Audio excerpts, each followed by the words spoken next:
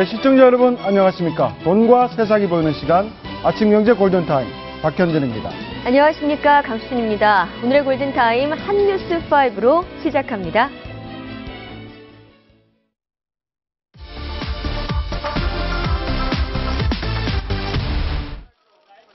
신동빈 롯데그룹 회장은 지난주 귀국하면서 3번이나 머리를 숙이며 경영권 분쟁에 대해 사과했습니다. 먼저 국민 여러분께 이런 사태가 일어나는 것에 대해서 진짜 죄송스럽게 생각하고 있습니다. 미안합니다. 신 회장은 오늘 오전 다시 기자회견을 통해 대국민 사과를 하기로 했습니다. 롯데그룹 이미지가 추락하고 불매운동이 확산하는 등 국민 여론이 갈수록 악화되고 있기 때문입니다. 우리 이제 롯데 전혀 안 믿는다.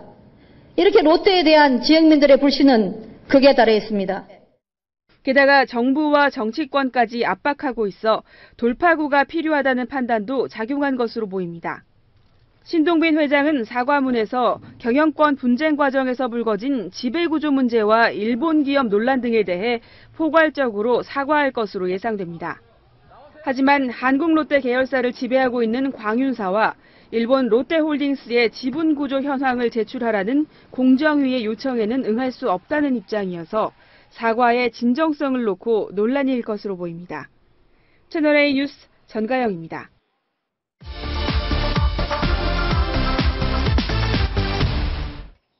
2층으로 올라가는 계단 곳곳에 범행 흔적이 선명합니다. 가정집으로 사용하는 횟집 2층에서 비명소리가 들린 것은 어제 새벽 3시 반쯤. 경찰이 출동해보니 67살 남편과 66살 아내가 흉기에 여러 차례 찔린 채 숨져 있었습니다. 경찰은 현장에서 도망치던 22살 설모 씨를 테이저건으로 검거했습니다. 설 씨는 술에 취한 상태였고 바지를 벗고 있었습니다. 술에 만취돼서 칼로 찔른 것까지는 기억을 하는데 그 외에는 지금 현재 기억을 못하고 있습니다. 사건 발생 전인 새벽 3시 1분, 인근의 다른 가정집에서 강도 신고가 먼저 접수됐습니다. 경찰은 3시 7분에 현장에 도착했지만 강도는 이미 도망친 뒤였고 인근을 수색하던 순간 또 다른 가정집에서 살인사건이 발생한 겁니다. 검거된 설 씨는 통영 시내에서 밤새 소주 5-6병을 마셨다고 진술했습니다. 그때 상황이 전혀 기억이 안 나는 거예요. 같은 동네에 사는 설 씨는 2달 전 군복무를 마친 휴학생이었습니다. 설 씨는 귀가한 뒤 강아지가 자꾸 바지에 침을 묻혀서 바지를 벗고 나왔다고 진술했습니다. 그러나 왜 이웃집에 들어가 살인을 저질렀는지는 기억나지 않는다고 진술했습니다. 설 씨가 사용한 흉기는 피해자 자택 주방에 있던 것이었고 경찰은 일단 우발적 범행으로 보고 있습니다. 채널A 뉴스 곽정아입니다.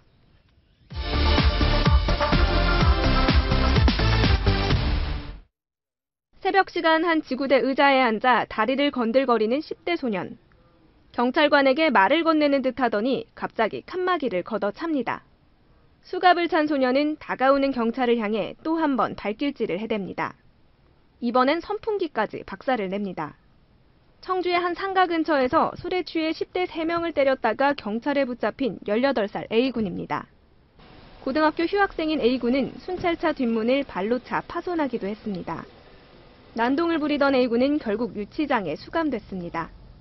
입에 담지 못할 그 욕을 엄청 심하게 했어요. 침을 한 100여 차례 이상 우리 직원한테도 뱉고 옷에도 뱉고 바닥에도 뱉고 전화기에도 뱉고.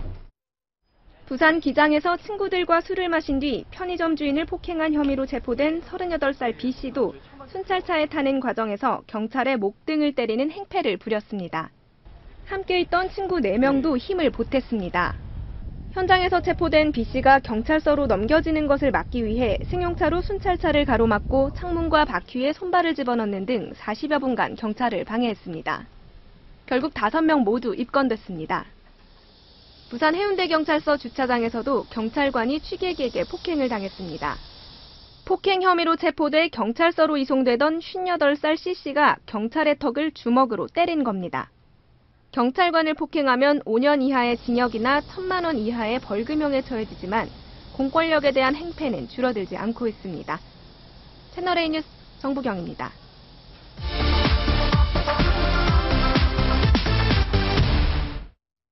뒤돌아 있던 외국인 여성에게 남성이 다가와 몸을 밀착시키자 여성이 밀어냅니다. 다시 다가온 남성은 다짜고짜 여성의 머리를 잡고 넘어뜨립니다. 콜롬비아 출신 유학생인 26살 여성 A씨가 최근 홍대 앞 클럽에서 당한 일입니다. 동양인으로 보이는 남성은 A씨의 속옷 안으로 손을 집어넣으며 성추행을 하고 폭행까지 했습니다. He grabbed my hair and he threw me in the floor with my hair in the floor, with my face on the ground. 그러나 주위에 있던 사람들은 지켜보기만 했습니다. Yes, I mean the people was there just watching, and then everything happened, and then they just keep dancing. 지난달 이태원의 한 클럽에서도 주한미군끼리 흉기를 휘두르는 등 외국인이 많이 찾는 홍대, 이태원 지역에서 범죄가 잇따르고 있습니다. 이 때문에 한국은 안전하다는 생각을 갖고 찾아오는 외국인들에게 점차 부정적 인식이 확산되고 있습니다. 겁을 많이 먹어요. 한국은 인종차별도 심하고 성범죄가 많이 일어나는 거 알고 있어요. 특히 한국말에 서툰 외국인들은 신고가 어렵다는 점을 노린 범죄도 늘어나고 있습니다. 채널A 뉴스 이서연입니다.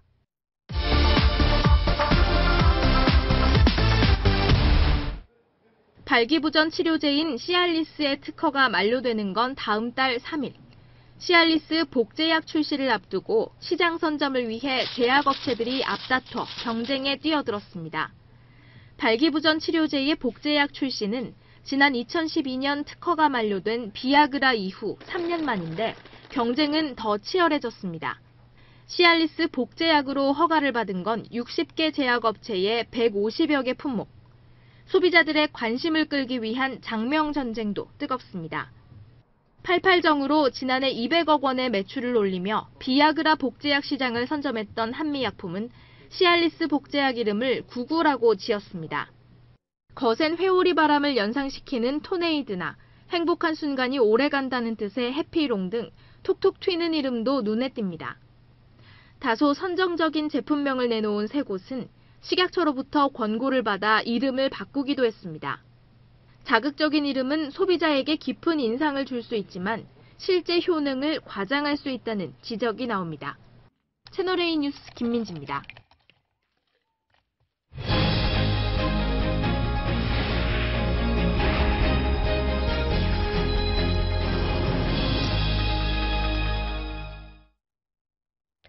오늘의 골든타임 박상헌 공간과 미디어 연구소 소장, 이기재 코리아 비전 포럼 대표, 정철진 경제 칼럼니스트, 그리고 이수희 변호사 네 분과 함께합니다. 어서 오십시오. 오세요. 네, 안녕하세요.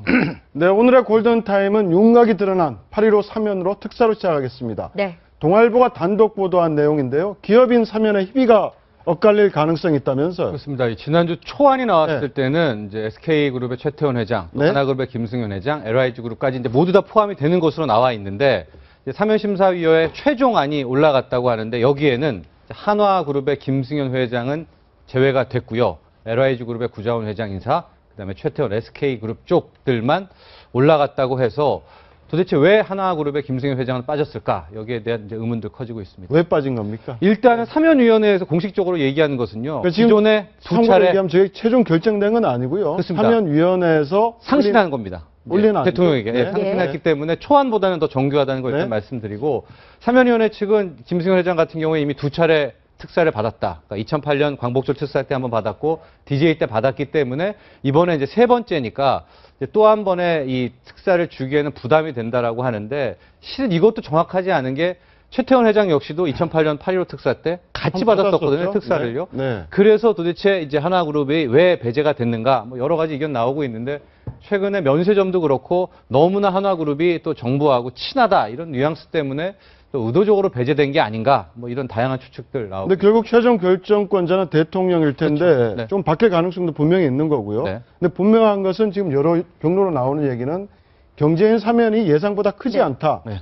이게 지금 롯데그룹 분쟁에 영향이 있는 겁니까? 일단 뭐 대통령께서 후보 시절부터 이제 사면권에 이른바 이제 오남용에 대해서 굉장히 좀 이렇게 거부감을 갖는 듯한 이제 발언들을 해왔던 부분이 있고, 그다음에 이제 뭐 정치인 박근혜의 아무래도 브랜드는 원칙 뭐 이런 거 아니겠습니까? 그런 측면에서 사명권을 대대적으로 행사하는데 민생 그 사범 중심으로 하는데 계속 이제 언론의 포커싱이 재벌 회장들한테 가 있기 때문에 뭐 이런 부분도 좀 부담이 됐을 수도 있고 또 아무래도 이제 롯데 문제가 생기면서 이제 반재벌 정서들이 있으니까 뭐 그런 부분도 영향을 미쳤는데 어찌됐든 뭐 지금 한 200만 명 이상 그 생계형 사면을 한다고 그러는데 국민들의 관심은 재벌 회장 누가 나오나에 가 있기 때문에 아무래도 뭐 대통령이나 청와대로서는 좀 부담을 가질 수밖에 없는 그런 면도 있다고 봅니다. 사면심사위원회에서 결정한 게 대통령이 이제 최종 결정을 할 텐데요. 우선은 그 원칙과 기준을 정한 거고요. 실제 이제 거기에 정무적 판단들이 들어가야 됩니다.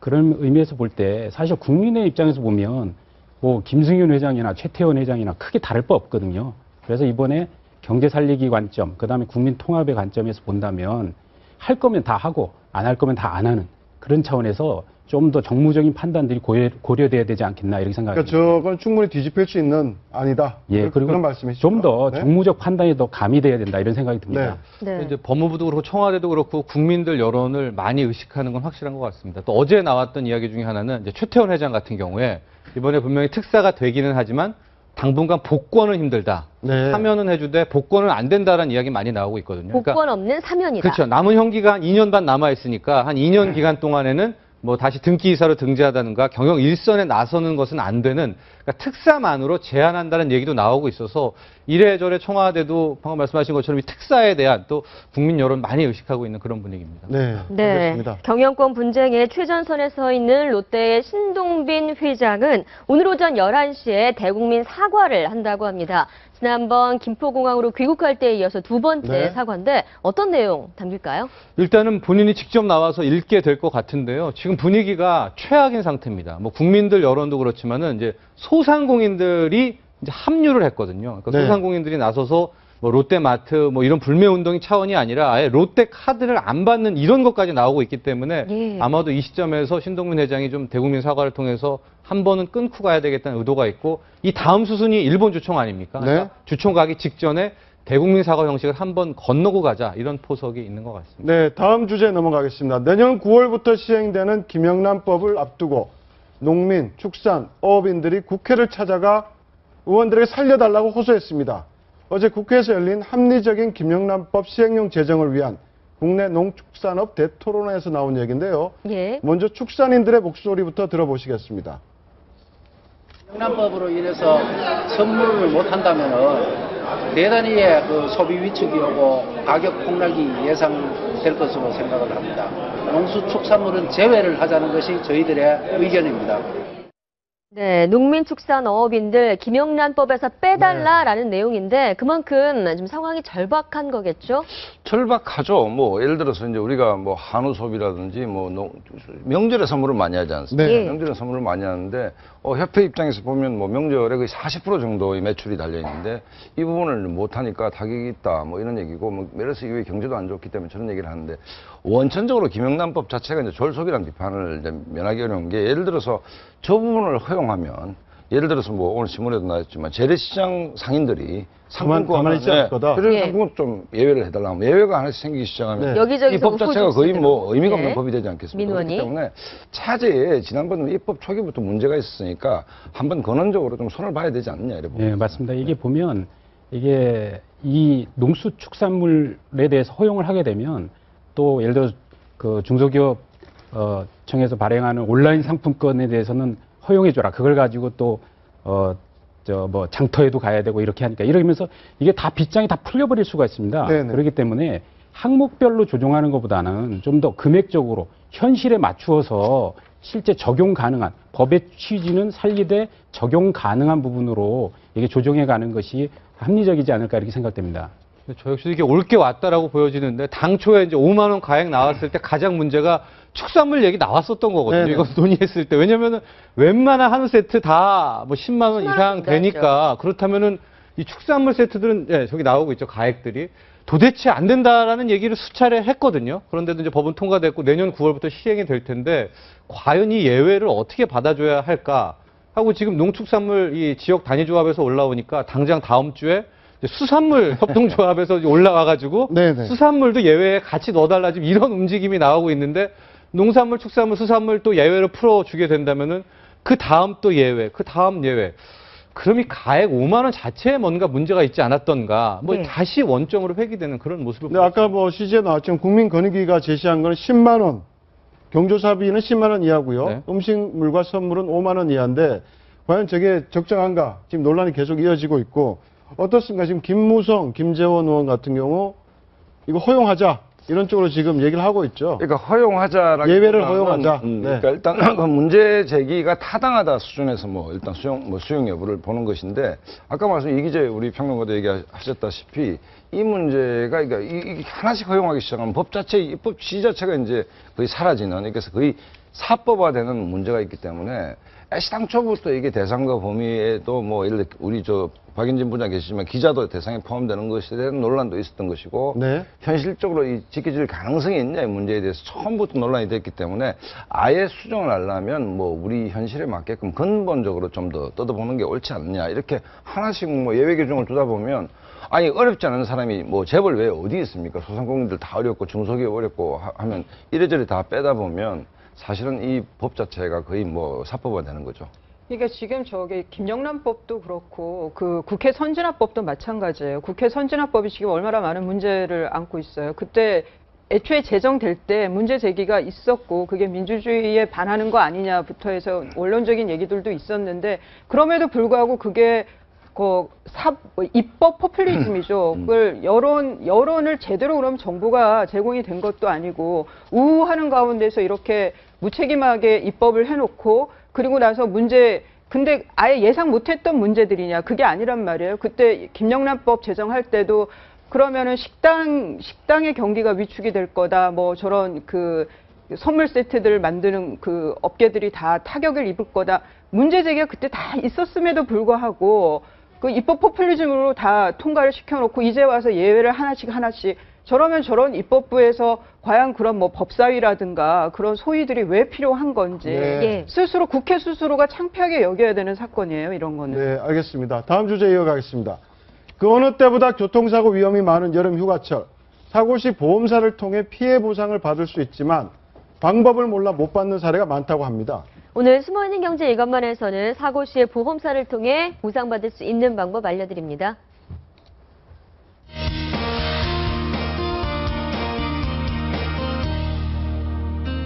네, 유용하고 재밌는 숨어있는 경제 이것만. 오늘의 주제는 교통사고 시 놓치면 후회하는 보상금 4가지입니다. 먼저 많이 아시다시피 차 수리 기간 중에 발생하는 렌터카 요금과 교통비는 상대차 보험사에 청구할 수 있습니다. 하지만 운전자의 60%가 이를 몰라 청구하지 않는다고 하는데요. 자가용의 경우 같은 차종을 기준으로 렌터카 요금이나 렌터카 요금의 20%에 해당하는 교통비를 청구할 수 있습니다. 다음으로 차를 새로 사고 2년 안에 사고가 났다면 시세 하락 손해배상금도 청구할 수 있는데요.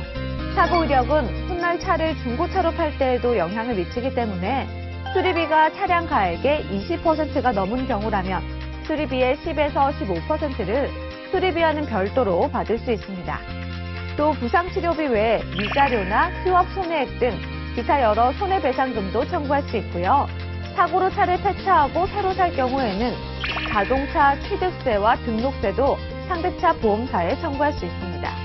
특히 자동차 등록세와 취득세는 운전자의 86%가 몰라서 청구를 하지 않는다고 하는데요. 오늘 이것만 해보신 분들은 몰라서 청구를 못하는 그런 일은 없겠죠? 그럼 숨어있는 경제 이것만. 다음 시간에는 더 유익한 정보 가지고 돌아오겠습니다. 네, 대한민국을 발칵 뒤집어 놓았던 탈주 특수강간범 김선용이 탈주 28시간 만인 어제 자수를 했습니다. 하지만 그 탈주하는 동안에도 또다시 성범죄를 저지른 정황이 포착이 되고 있는데요. 네. 치료 감호소의 허점과 부실 대응 논란 여전합니다. 네, 김태현 변호사의 사건 브리핑 통해서 김선용의 탈주 28시간을 재구성해봅니다. 예, 김선용이 28시간 만에 자수했습니다. 도주 기간이 길진 않아서 불행 중 다행이긴 하지만 파장이 만만치는 않습니다. 먼저 김선용이 어떻게 탈주했는지 한번 보시겠습니다. 지금 화면에 나오고 있죠. 김선용 중범죄자입니다. 그렇지만 귀가 잘 들리지 않는다. 이 이유로 공주 치료감호소에서 치료를 받고 있었습니다.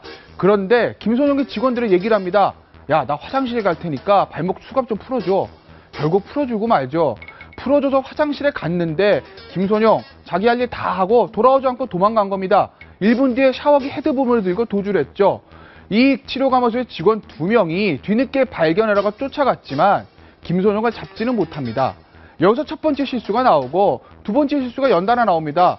바로 경찰에 신고를 하지 않은 겁니다. 1시간 반 이후에 신고를 해서 초기 수사가 늦어지고 맙니다. 그래서 김선영 대전 시내를 배회를 합니다. 아파트 헌옷 분리하면서 헌옷을 꺼내서 입고 변장하라고 도망을 다녔고, 또 하나 도주 자금을 마련하기 위해서 원룸에 침입하기도 합니다. 또 다른 성폭행 혐의가 있는 것이 아니냐, 인원 정황까지 발견이 됐습니다. 그러다가 28시간 만에 자수라고 맙니다. 근데 시청자 여러분, 김선영 수영자입니다. 이 사람 2010년에 특수강간으로 5년을 복역하고 나옵니다. 그리고 한 달이 지나지 않아서 또 3차례 성폭행을 범합니다. 그걸로 15년을 선고받습니다. 중범죄자입니다. 중범죄자에게도 인권이 있습니다. 아프면 치료를 받아야 되겠죠. 하지만 치료받으러 간 병원에서 화장실 가고 싶다는 말 한마디에 수갑 풀어주고 감시도 제대로 하지 않고 탈주범 잡지도 못하고 1시간 반 동안 쉬쉬하다가 경찰에 신고한 교정당국, 이거 어떻게 해야 되는 걸까요? 철저한 책임 추궁이 있어야 될 것이고, 또 하나 재발 방지 대책이 반드시 나와야 될 것입니다. 지금까지 김태현의 사건 브리핑이었습니다. 예, 이 자수한 특수 강간범인 김선용은 징역 15년을 선고받고 복역 중이었습니다. 하지만 이명 현상이 있다라고 하면서 지금 치료 감호소에 머물고 있었다는 건데, 6일부터 있었다는 그렇죠. 거죠? 병원 통원 치료를 좀 받았던 거죠? 예, 그러니까 이 치료 감호 명령을 같이 받은 거예요. 이 치료 감호소라는 게 우리 이제 공주에 있는데, 보통 그 피고인들이 치료 감호 명령 같이 받는 걸 굉장히 싫어해요. 이게 일종의 정신병원이에요. 이게 이제 국립정신병원인데, 뭐 마약이라든가 아니면 알코올, 그리고 이 사람처럼, 이 탈주범처럼 아주 좀 변태적인 성적인 이런 습벽을 갖고 있는 사람들이 이 치료 감호소에 이제 수용이 되는데, 이 외부에서 진료를 받아야 되는 경우에는 이제 외부에 나가는 거죠. 근데 이 탈주범 김선영 경우에는 좀 계획적이었던 것 같아요. 애초에 나갈 때부터 계획적이었던 건지, 아니면 그 병원에 나가 보니까 다시 치료 감호소로, 그것도 15년이나 선고를 받은 상황에서 치료 감호소로 되돌아오는 게 뭐 너무 죽기보다 싫어서 탈주를 했는지는 몰라도, 여하튼 7층에서 뛰어내려서 어떻게 탈주하는 거를 봐서는 쫓아오는 또 감호소 직원들을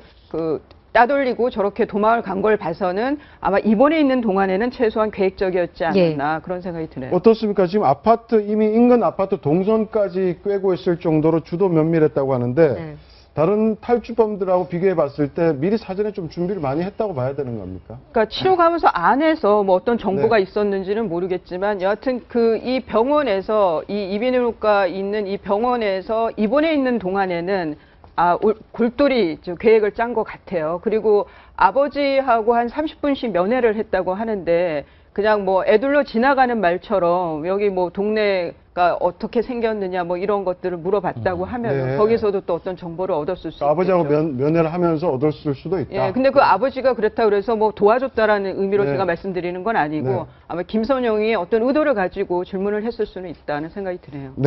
네, 관할 경찰서가 오늘 오전 10시에 이 김선용의 도주 경로와 그리고 도주하면서 또 한 번 성폭행을 저지른 정황이 드러난다고 해서 그 부분까지 발표를 한다고 하는데, 아까 이수희 변호사께서 말씀하셨듯이 김선용 지금 치료 감호소에 들어갈 정도로 뭐 기사에 따르면 뭐 성 조절 능력에 장애가 있었다라고 나오고 있습니다. 그렇다면 추가 범죄의 가능성도 충분히 있겠네요. 그러니까 이제 지금 한 하루 좀 지난 건데, 그 사이에 이제 제가 뭐 실무에서 겪어봐도 그렇고, 성범죄자 중에 이렇게 치료 감호까지 같이 받는 사람의 경우에는 이게 거의 습벽이라고, 그리고 성정 자체가 그런 기질을 갖고 있는 거기 때문에 그 가능성을 염두에 두고 수사를 해야 될 것 같습니다. 네, 어떻습니까? 이렇게 공주 치료 감호소 아니란 대체가 도마 위에 올랐는데, 지금 인천에 또 용감한 시민 행동으로 성범죄자, 범죄 재발을 막았다는 또 소식도 있습니다. 예, 그러니까 이 전자발찌를 이 사람도 이제 성범죄자인데요. 그 전자발찌를 차고 밤에 그러니까 오전 01시 경에 그 인근 아파트에 가서 저렇게 지금 미성년자하고 또 30세 여성하고를 두 차례 성폭행을 시도를 하다가 그 피해자들의 완강한 저항에 이렇게 그 미수에 그친 사건인데 네, 대단한 여고생이네요, 정말. 예, 지금 엘리베이터 아니라서 그나마 그렇고 저게 저렇게 그 사실은 지금 흉기를 안 들어서 그렇지 굉장히 위험할 수 있는 피해자가 그 시간도 새벽 2시입니다. 네. 근데 이제 전자발찌를 찬 저 사람이 보호관찰소에서 갑자기 이제 신호가 끊기고 그리고 그러니까 가면 안 되는 곳. 저 사람이 지금 그 애초에 전과가 청소년 성폭행이었단 말이에요. 네. 그래서 징역 6년을 선고받고 출소를 했기 때문에 가면 안 되는 구역이 있어요. 어린이집이라든가 학교 주변이라든가.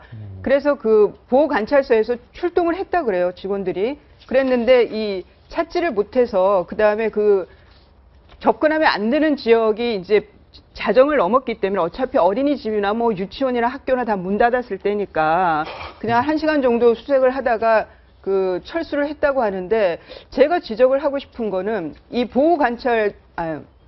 치료감호소에 있던 이 사람이 탈주한 것도 그렇고 이 경우도 그렇고 만일 놓쳤을 때는 그다음에 수색을 해서 찾아지지 않을 때는 인근 경찰서하고 같이 그 공조할 수 있는 매뉴얼을 지금이라도 좀 구체적으로 짰으면 좋겠습니다. 너무나 지금 허점이 많다는 거죠? 예. 네, 국민들을 성범죄자로부터 보호해야 할 당국의 책임 있는 행동을 기대해 봅니다. 다음 소식 연예계 이야기입니다. 이어가겠습니다. 네, 올 하반기 무리를 빚고 자숙을 하던 이른바 자숙 연예인들이 줄줄이 복귀를 앞두고 있습니다. 노홍철 씨 그리고 또 배우 이태임 씨 복귀 소식이 전해지고 있다고요? 예, 두 사람 모두 이르면 가을에 복귀할 것 같은데 그렇습니다. 지금 거의 1년 만에 이제 복귀를 하는데 어떻게 봐야 됩니까?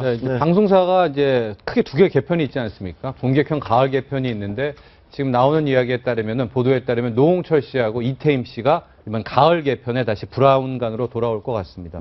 노홍철 씨 같은 경우에 이제 작년 말에 음주운전 혐의로 무한도전이라는 데서 하차를 하고 10개월 동안 일종의 칩거를 했었는데 이번에 복귀하는 프로그램은 무한도전은 아니라고 하고요. 이제 배낭여행 컨셉의 여행을 떠나는 무전 여행을 떠나는 거에 한 멤버로서 이 노홍철 씨가 복귀를 하게 되는데 본인 스스로도 많이 고사를 했었는데 역시 담당 PD와 강경 이제 친문이 해서 있다면서요? 해서 이제 된 게 같고 이태임 씨도 최종 확정이라고는 이제 보도된 것도 있고 안 된 것도 있는데 10월부터 시작되는 한 드라마에 다시 여우 주연으로 복귀를 하게 되면서 실은 이태임 씨 이제 욕설 파문이었었죠. 이 리얼 버라이어티 드라마의 그 컨셉에 이제 욕설 파문으로 셨다가 이번에 다시 가을 개편을 통해 브라운관으로 돌아올 것 같습니다. 노홍철 씨 같은 경우에는 저희도 전해드렸습니다만 FNC와의 계약 얘기가 있은 직후에 또 바로 복귀 소식이 들려오고 있어요. 그래서 뭐 제 예상인데요. 이제 복귀하고 되면 그 다음 수순은 그 FNC 엔터테인먼트라고 이제 신흥 강자입니다. 유재석 씨도 이 전속 계약을 맺었던 FNC 엔터테인먼트로 다시 노홍철 씨도 들어가지 않을까 그러면서 새로운 사단이 구축되지 않을까 보여집니다. 네, 노홍철 씨, 이태임 씨 복귀 소식 전해지기 전에 이미 논란의 중심에 섰던 이수근 씨, 그리고 이병헌 씨도 이제 복귀를 했는데요. 특히 이병헌 씨 같은 경우 최근에 이제 곧 개봉될 영화를 통해서 복귀를 하는 거죠. 네, 그렇습니다. 이병헌 씨 같은 경우에 뭐 따로 복귀를 말할 수가 없는 게 영화 배우이기 때문에 이미 이제 촬영이 있고 그래서 그 찍어놓은 걸 안 틀 수는 없지 않습니까? 근데 협녀라는 이제 뭐 나름의 이제 대작인데 이걸 통해서 다시 영화계로 돌아오게 되고 이수근 씨가 가장 많이 왜냐하면 도박 혐의이기 때문에 이슈가 되고 있는데 좀 다른 케이스로 복귀를 할 것 같습니다. 나영석 PD라고 이제 뭐 가장 핫한 PD가 있는데 어떤 케이블과 공중파를 타지 않는 인터넷 전용 방송을 통한 리얼 버라이어티를 한다고 하거든요. 여기에 한 멤버로서 나영석 PD와 당초 원래 1박 2일 1기 멤버들이 함께 하면서 이 인터넷 전용 이 프로그램을 통해서 이수근 씨도 복귀를 하게 될 것 같습니다. 네, 자숙 연예인들 항상 어떤 복귀의 수순이라고 할까요? 하지만 여론의 시선을 의식하지 않을 수 없기 때문에 항상 여러 가지 고민을 좀 하는 것 같습니다. 지금도 여론이 아주 많이 좋지는 않은데 그런 것 같습니다. 근데 이제 방송 관계자들은 이 개인들을 아니까 그 연예인들 개인들의 사생활이라든가 그 사람의 인성들을 아니까 아우 저 친구 안 됐는데 뭐 한 번 실수인데 하고 복귀를 계속 좀 그 바라보고 있는 것 같고 거기에 비해서 이제 여론은 특히 시청자들은 저는 그러니까 법을 위반했던 사람들에 대해서는 좀 그 자기가 받은 그 형기의 한 뭐 두세 배 정도의 기간 동안은 그래도 자숙을 하는 게 모양새가 더 좋지 않을까 싶은데요.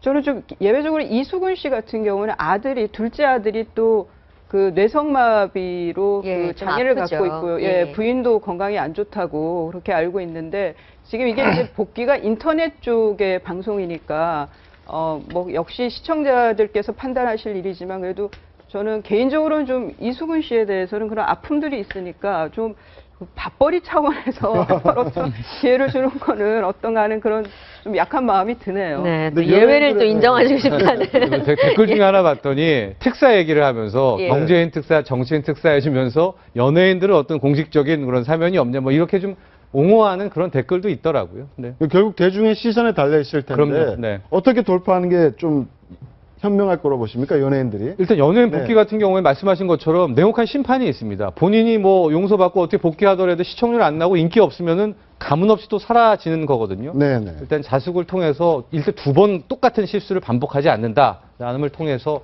최선을 다하는 자세가 좋겠죠. 네, 알겠습니다. 이번엔 정치권 얘기해 보겠습니다.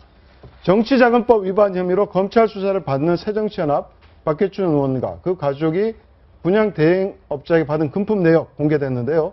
어떤 것들이 있었는지 먼저 보시죠. 예. 박해춘 의원 명품 시계 2개를 받았습니다. 해리 윈스턴이라는 굉장히 고가의 명품 시계인데 시가가 한 3천여만 원에 달한다고 하고요. 아들 둘도 명품 시계를 받았습니다. 위블로 골드라는 시계, 아내는 500만 원 상당의 명품 가방 2개, 그리고 가족은 1,000만 원 상당의 고급 안마의자를 받았다고 하죠. 네, 일반인들은 참 쉽게 접하기 어려운 브랜드인데요. 해리 윈스턴, 위블리 골드. 어떻습니까? 어떤 시계입니까? 어떤 시계입니까? 저는 예. 시계 전문가. 아주 해리 윈스턴은 많이 들어봤었고요. 저 시계는 이제 엔트리 모델이라고 하죠. 그러니까 최초의 가장 보급형의 가격이 $2만 정도부터 시작을 하니까 2천만 원 이상의 시계고 이번에 선물로 준 거는 3천만 원 이상을 호가하는 걸로 알려져 있고 최저 가격이 2천만 원이라면 그렇죠. 이제 위블리 골드 같은 경우에는 저도 실은 좀 낯선 브랜드인데 이것도 역시 가액으로 따지면은 3천만 원이 넘는다고 해서 이런 명품 시계들이 워낙 다양하고 또 그래서 많이들 이제 선물 쪽으로 활용되는 것 같아요. 근데 제가 궁금한 거는 명품 시계를 지금 11개를 줬단 말이에요. 11개를 준 것은 지금 11개를 뭐 돌아가면 차지는 않을 거 아닙니까? 네. 그렇다고 뭐 전형적인 돈으로 바꾸라는 얘기입니까? 아니죠. 상속 증여용이고요. 이 명품 시계 $2만 이상 되는 시계들은 가격이 잘 안 떨어집니다. 그러니까 중국 가격도 거의 저수준을 유지를 하거든요. 시가를. 그런데 한번 선물을 하게 되면 저건 어디 기록에 남는 것도 아니고 뭐 어디 세금이 붙는 것도 아니고 아무것도 아니지 않습니까? 그래서 저렇게 $2만, $3만 이상의 시계를 주면 저것은 거의 황금, 그러니까 금 골드바를 주는 것과 같은 뇌물이어서 상속 증여로 가장 인기 있는 뭐 그런 그리고 보면 뇌물이다. 그 남성들은 보통 이 액세서리가 별로 없지 않습니까? 여성같이. 근데 저도 이제 그 시계에 좀 편집광적인 분을 좀 한 분 알고 있는데 이게 시계를 굉장히 좋아하시고 모으시더라고요. 그러니까 이게 그 뭔가 부의 상징이라나 뭐 이런 자부심 뭐 이런 형식으로 그 명품 시계들이 광고를 하고 그거에 그 여성들이 백을 좋아하는 것 같이 남성들이 시계를 좋아하는 거 아닌가. 또 우리 박해춘 의원님 같이 특별히 시계를 더 좋아하시는 분 같습니다. 예. 시계를 뭐 개인적인 무엇보다 이건 뇌물이죠. 뇌물인 게 전달하기 편하고 부피 작고 뭐 조금 시계 뭐 1억짜리라도 조그만한 뭐 주면 되는 거니까. 그다음에 이게 아까 정철진 평론 말씀하셨듯이 황금성 좋고. 그 황금성이 정말 좋습니까? 정말 좋죠. 예. 그러니까 쉽게 현금으로 그럼요. 하고 제가 말했듯이 이게 오히려 없습니다. 귀합니다. 예. 그러니까 뭐 5년 전, 10년 전에 $2만 해도 안 떨어집니다. 가격이. 그래서 이런 정치인 비자금, 비리 사건에 자주 등장하는 것 같아요. 정군표 전 국세청장 같은 경우 이런 시계가 이제 문제가 됐고, 그러니까 최근에 보면 뭐 시계 뇌물 사건이 많이 터지는데 이게 또 이제 주고받기가 심리적으로 좀 편하지 않습니까? 예를 들어서 제가 차고 있는 걸 갖다 옆에 주면 우정의 표시로 받아들일 수도 있어 보이고 이렇기 때문에 어쨌든 최근에는 이 시계가 뇌물의 수단으로 좀 이렇게 하고 있는데 개인적으로 좀 안타까운 것은 야당이 여러 가지 어려운데 박해춘 의원이 야당 내 평이 굉장히 좋고 원내대표까지 지냈었는데 어쨌든 뭐 이런 문제 이제 뭐 탈당 및 불출마 선언까지 하고 이제 재판을 받게 될 텐데 너무 좀 초라한 모습이 좀 어떻게 보면 쓸쓸하다 이렇게 보입니다. 근데 분양 대행업자에게 모두 돌려줬다고 4개를 제외하고는 돌려줬다고 하는데 이게 재판에 참작이 되는 겁니까? 그러니까 뭐 크게 고려되지 않을 거예요. 그러니까 걸리고 나서 돌려준 거는 아무 의미가 없죠. 사실 그 재판에서 정상 참작을 하는데. 근데 정치자금법 위반 중에 이렇게 시계 11개를 받고 부인은 또 명품 가방을 받고 참 모양새 빠지는 내용이다. 내용 자체도. 물론 뭐 액수도 지금 하니까 거의 3억이 넘는데요. 근데 좀 우리 박상원 대표님 말대로 참 이 야당이 안 그래도 어려운데 이런 뇌물인데 이건 이제 정치인이기 때문에 뭐 정치자금법 위반이라고 하는데 여하튼 이런 또 그 돈하고 관련된 일이 벌어져서 좀 많이 안타깝네요. 저기 통상적 정치자금법은 자금을 돈으로 받아서 이제 뭐 전당대회에 썼다, 뭐 선거에 썼다 이래야 되는데 이거는 뭐 선거에 쓰려고 시계와 루이비통 가방을 받진 않지 않습니까? 그러니까 보통 굉장히 정치자금법 그러면 보통 이제 정치인들이 이렇게 사실 우리가 지금 그 1인당 국회의원의 후원 한도가 1억 5천 아닙니까? 그러다 보면 실제로 활동력이 센 국회의원들은 사실 굉장히 많이 부족합니다. 이게 여의도에서도 다 그렇게 인식하고 있고 그러다 보니까 국회의원들이 늘 뭐 교도소 담당위를 걷고 있다라는 표현을 써가면서 사실 정치자금에 대해서 부족하고 어떻게든 조달하고 이런 것들을 되풀이하고 있는데요. 그러면서 사실 사고들이 발생하거든요. 그런 부분에 대해서는 약간 동정 여론도 있습니다. 근데 이건 뭐 명품시계, 명품백의 정말 악질이죠. 이건 그 국민으로부터 이건 엄청난 지탄을 받을 거고 여의도 정가에서도 인정받을 수 없는 내용입니다. 네, 악질이라고 말씀을 하셨는데 박 의원 결국 당에 누가 되고 있다라고 토로를 하면서 탈당을 하고 그리고 내년 총선에 불출마하겠다라고 선언을 했습니다. 국회에 박 의원 체포동의안이 접수가 됐는데 여야가 아직 처리 여부를 결정짓지 못했습니다. 72시간 안에 이제 결정을 해야 되는데 아까 우리 저 연예인들 뭐 얘기했을 때 이수희 변호사께서 이제 안에 내부적으로 들어가면 인간적으로 잘 알기 때문에 또 다시 쓰고 뭐 이렇게 한다 했는데 이게 사실 국민 법감정이나 정서에 보면 당연히 동의해야 되는 것이죠. 또 총선도 앞에 있는데. 처음에는 여야가 이제 특히 야당이 그런 쪽으로 가다가 어제 이제 불출마 선언까지 하니까 동정 여론이 또 내부적으로 있는 것 같아요. 잘됐다 뭐 이런 여론이 있기 때문에. 근데 제가 보기에는 뭐 시기적으로도 내년 총선을 앞두고 만약에 국회가 이걸 체포동의안을 이른바 방탄국회 시비가 또 나지 않겠습니까? 부결시킨다면. 그랬을 때 여론의 질타가 만만치 않을 겁니다. 그렇기 때문에 야당이 상당히 좀 부담스러운 늘 같이 얼굴 보는 동료 의원이었는데 투표를 통해서 이제 체포동의안을 처리한다 했을 때 개인적으로는 가슴 아파하는 사람이 많을 거지만 어쨌든 야당이 이걸 만약에 부결시킨다면 여론의 어떤 그 여론의 반발도 만만치 않을 거다. 또 도덕적으로 논란이 되고 있는 인물, 야권에 박기춘 의원이 있다면 여권에는 성폭행 혐의 심학봉 의원이 있습니다. 근데 심의원에 대한 국회 차원의 징계 논의가 지지부진하다고 하는데 왜 이렇게 늦어지는 겁니까? 이게 아무래도 이제 경찰에서 거의 뭐 혐의 없다는 식으로 해서 지금 검찰에 그 이송이 되는 바람에 그래서 이런 것 같기도 하고 근데 지금 이제 여성 의원들만 좀 부글부글 끓으면서 그 빨리 징계를 하라고 촉구하는 상황이고 다른 의원들이지 남자 의원들은 관심이 없는 게 아니라 외려 이제 황진아 사무총장 같은 경우는 실수라고 해야 될지 그분의 그게 그 속내인지는 몰라도 뭐 명예훼손이라고까지 말을 하면서 여론과는 전혀 딴 방향으로 지금 생각을 하고 있는 것 같은데요. 여기에 대해서는 이제 그 지금 여당의 새누리당의 여성 의원들이 의총 소집까지도 지금 촉구를 하고 있다고 합니다. 그래서 물론 무죄 추정의 원칙은 꼭 지켜져야 되는 원칙이지만 국회 내에서 의원에 대한 징계는 또 별도의 절차이기 때문에 우리 국회에서 이 성범죄에 관해서 어떤 생각을 갖고 있는지 이번 일을 계기로 해서 좀 단죄 차원에서 좀 엄한 징계가 내려져야 된다고 생각을 합니다. 네, 알겠습니다. 정치권 소식까지 짚어봤습니다. 네, 세 분과는 여기서 인사드리도록 하겠습니다. 감사합니다.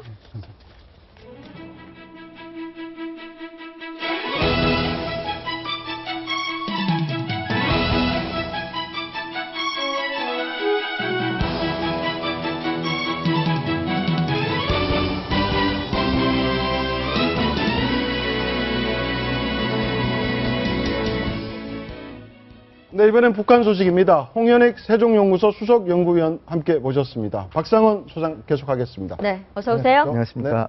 네, 북한의 도발이 갈수록 노골적으로 이어지고 있습니다. 지난주 경기도 파주 비무장지대에서 폭발물이 터져 우리 군 하사 2명이 크게 다쳤는데요. 먼저 충격적인 그때 상황부터 보시겠습니다. 네, 지금 폭발이 크게 일어나고 있죠? 네, 통문 바닥에서 5m를 훌쩍 넘는 흙먼지가 치솟고 있는데요. 부상자 속출하고 있는 모습이고요. 그 지금 포복으로 빠져나오는 모습도 보이고 있습니다. 예. 바로 곧바로 곧바로 또 경계태세를 취하면서 부상자들을 또 수습하는 그런 모습이 보이고 있죠. 네, 홍 박사님, 긴박했던 당시 상황 좀 시간대별로 좀 자세히 설명을 좀 해주시죠. 네, 일단 북한이 이제 목함지뢰를 거기다 심었다라고 하는 그 시기가 지난달 26일에서 지난달 말까지로 이제 예상이 됩니다. 그 이유는 지난달 22일에 우리가 그 지역에서 수색 활동을 했고 24일에서 26일까지 비가 오는 가운데 25일 날 북한 지역 GP 이제 교대가 있었고 그렇기 때문에 지난달 22일까지는 없었다. 근데 그리고 비가 왔다. 그리고 이 북한 측이 교대를 했기 때문에 그때 아마 심었을 가능성이 크다. 26일 이후.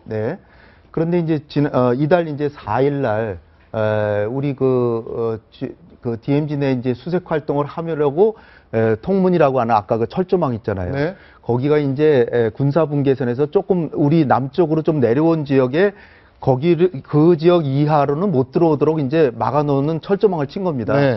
그 지역에서 우리가 이제 문을 열고 이제 들어가려고 하는 과정에서 벌어진 일인데요. 왜냐하면은 거기 철조망에서부터 MDL이라고 하는 군사분계선까지는 또 거리가 있거든요.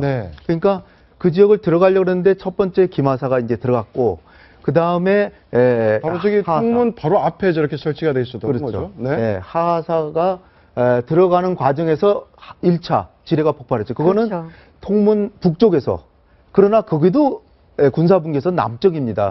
그러니까 이미 그 지역에 매설된 지뢰도 군사협정을 정전협정 위반한 거고 그래서 이제 앞서가던 기마사가 황급하게 하하사를 부축해서 되돌아오는데 통문 우리 쪽 부분에서 또 터졌다는 거죠. 그러니까 그거는 그 통문의 안쪽에다 팔을 집어넣어 가지고서 설치했을 것이다. 이렇게 예상되고 있고요. 그 다음에 이제 GPA 근무하던 다른 병사들이 가서 이제 부축해 가지고 후송하는 과정이 되겠습니다. 그러니까 후송은 굉장히 빨랐던 걸로 그렇죠. 지금 되고 있죠. 그 과정에서 굉장히 당당하게 전우회가 빛나는 그런 활동을 보였다라고 이제 그러니까 영상에서 봤듯이 폭발력이 어마어마한데 이른바 목함 지뢰라고 하지 않습니까? 이게 어느 정도 파괴력을 갖고 있는 한 겁니까? 25cm 되고요.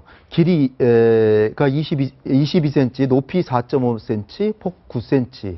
근데 나무 상자에다가 저 폭약을 장치하고 내관을 한 아주 간단한 장치입니다. 그래서 저 지뢰는 우리의 대인 지뢰보다 한 5배 정도도 위력이 더 세다 그래요. 간단한데도. 그리고 가벼워가지고 나무로 만들거나. 나무에 그냥 폭발물 넣은 것밖에 없는데 우리 대인 지뢰보다 5배나 더 강하다.